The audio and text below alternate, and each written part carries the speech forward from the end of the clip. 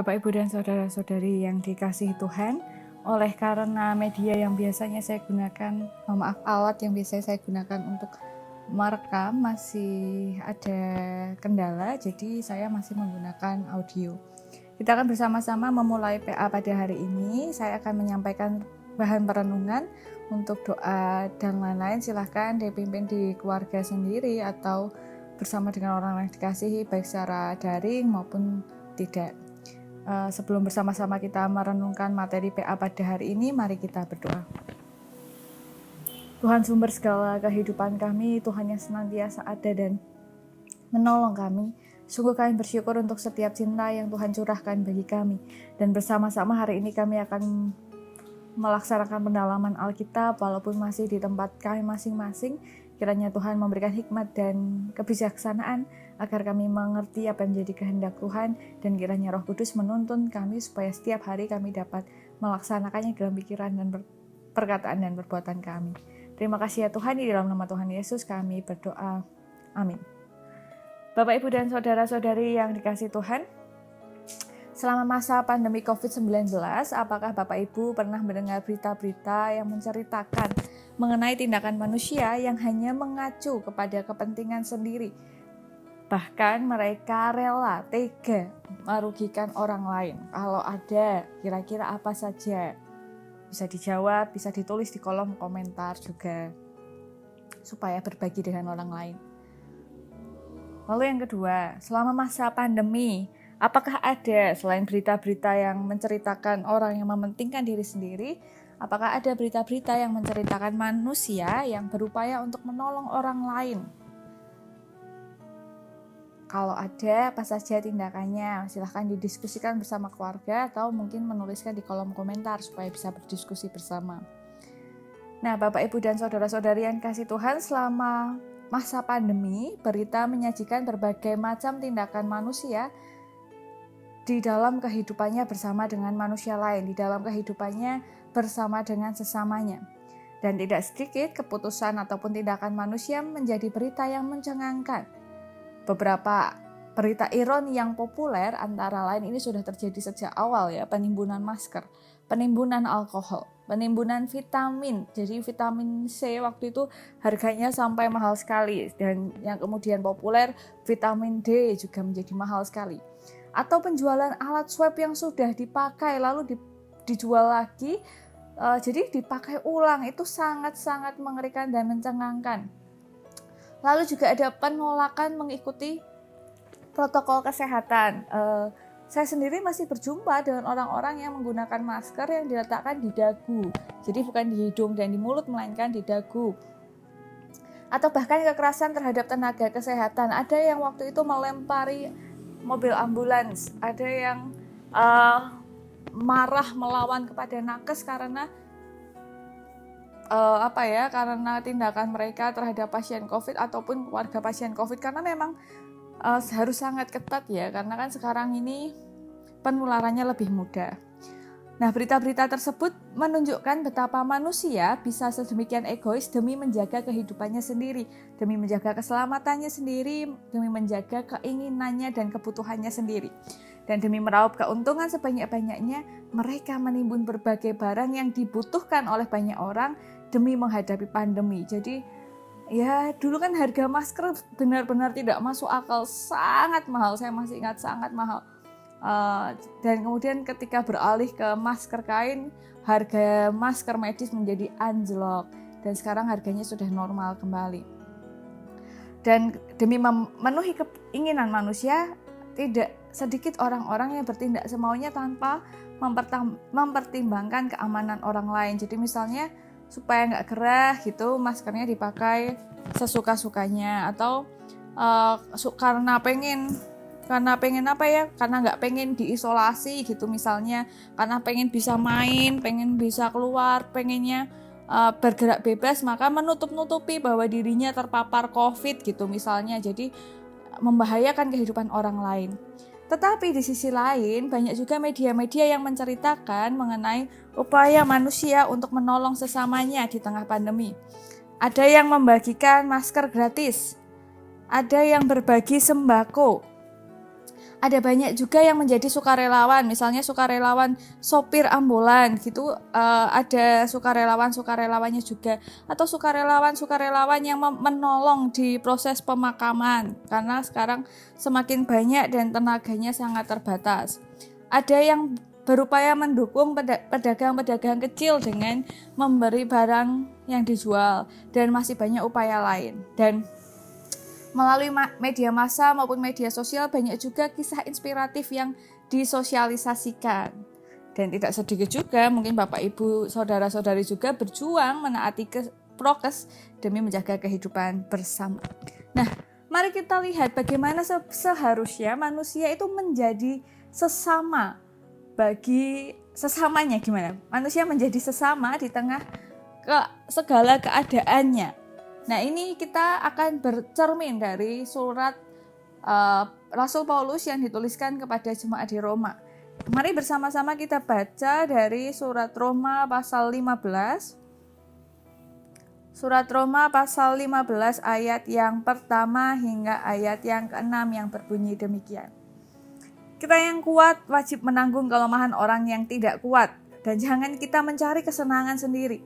Setiap orang di antara kita harus mencari kesenangan sesama kita demi kebaikannya untuk membangunnya. Karena Kristus juga tidak mencari kesenangannya sendiri, tetapi seperti ada tertulis, kata-kata cercaan mereka yang mencerca engkau telah mengenai aku. Sebab segala sesuatu yang ditulis dahulu telah ditulis untuk menjadi pelajaran bagi kita, supaya kita berpegang pada pengharapan oleh ketekunan dan penghiburan dari kitab suci. Semoga Allah yang adalah sumber ketekunan dan penghiburan mengaruniakan kerukunan kepada kamu sesuai dengan kehendak Kristus, sehingga dengan satu hati dan satu suara kamu memuliakan Allah Bapa kita Tuhan Yesus Kristus.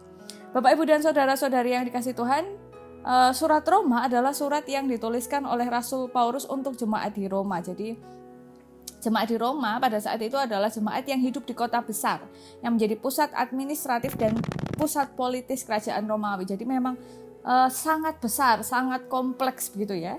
Ada beberapa hal penting yang ingin disampaikan oleh Rasul Paulus terhadap jemaat di Roma. Salah satunya adalah keutuhan dasar iman dan relasi antara orang-orang yang percaya terhadap Tuhan. Jemaat Roma sama seperti jemaat di kota-kota besar, kota-kota besar dan kota-kota metropolis seperti yang lain, isinya beragam.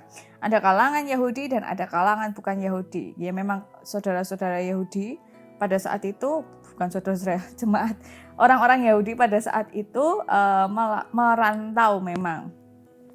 Dan kesenjangan antara orang Yahudi dan bukan Yahudi itu sangat terasa. Ini berkaitan erat dengan hal-hal berkaitan dengan keistimewaan bangsa Yahudi. Jadi kan orang Yahudi dikatakan sebagai umat pilihan Allah dan lain-lain. Jadi memang ada kesenjangan gitu. Nah, Roma pasal 15 ayat 16 membahas mengenai relasi antara jemaat pada saat itu. Rasul Paulus mengingatkan agar setiap yang kuat menanggung kelemahan yang lemah dan tidak mencari kesenangan sendiri. Nasihat tersebut sangat berkaitan dengan pola pikir kalangan Yahudi yang merasa mereka lebih kuat di dalam iman dan kesalehan dibandingkan jemaat dari bukan Yahudi. Nah, tolak ukurnya tentu berkaitan dengan ketaatan terhadap Taurat. Jadi mereka menganggap diri lebih baik, lebih suci, lebih saleh daripada orang-orang bukan Yahudi. Nah, nasihat Paulus untuk menanggung kelemahan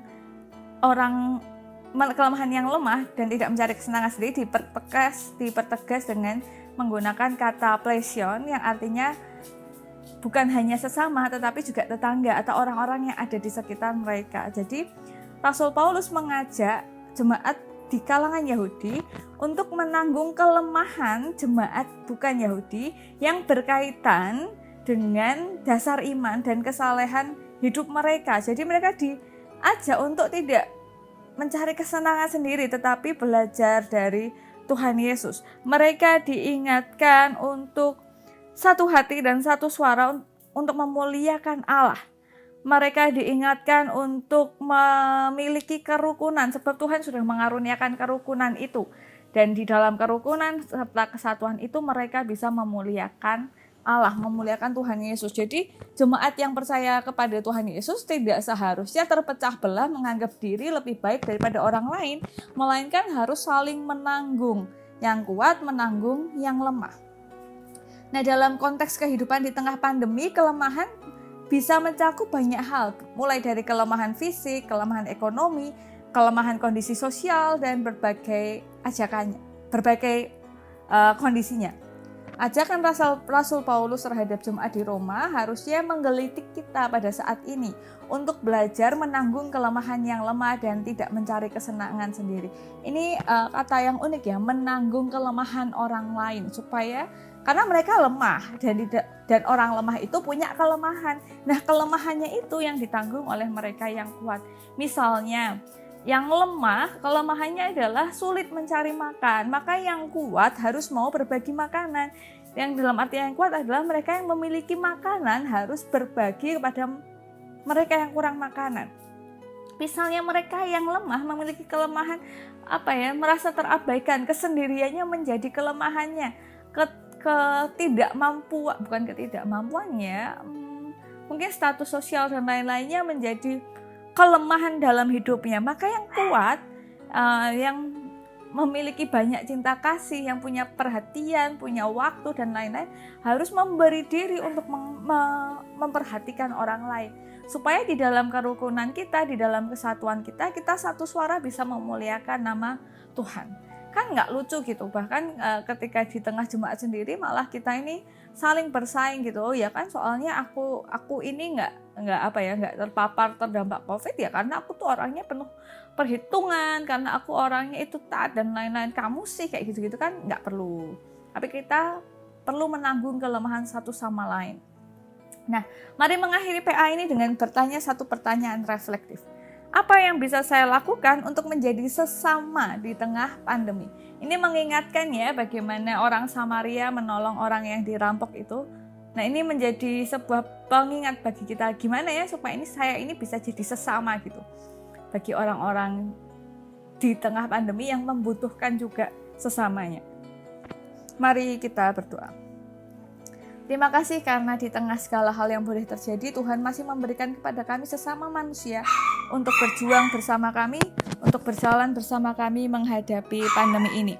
Dan jikalau di dalam kami menjalani kehidupan kami sebagai manusia, ada hal-hal yang tidak berkenan di hadapan Tuhan, kami memohon ampun. Di dalam nama Tuhan Yesus kami berdoa, haleluya, amin.